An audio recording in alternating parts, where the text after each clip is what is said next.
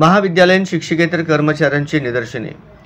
महाराष्ट्र राज्य महाविद्यालय शिक्षकेतर कर्मचारी महासंघ यांच्या आदेशानुसार सोलापूर जिल्ह्यातील दयानंद महाविद्यालय सोलापूर, संगमेश्वर महाविद्यालय, लक्ष्मीबाई भाऊराव पाटील महिला महाविद्यालय, सीबी खेडगी कॉलेज अक्कलकोट, महाडिक महाविद्यालय माडा, सांगोला महाविद्यालय सांगोला, उमा महाविद्यालय पंढरपूर व इतर महाविद्यालयातील कर्मचाऱ्यांनी आज क्रांती दिनानिमित्त शासनाकडे प्रलंबित असलेल्या मागण्यांसाठी महाविद्यालयाच्या गेटसमोर निदर्शने केली।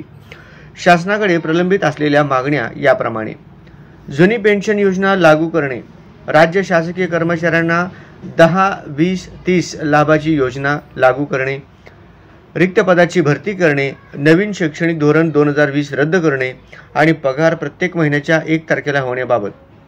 यावेळी कॉलेज कर्मचारी युनियनचे पदाधिकारी व शिक्षकेतर कर्मचारी उपस्थित होते।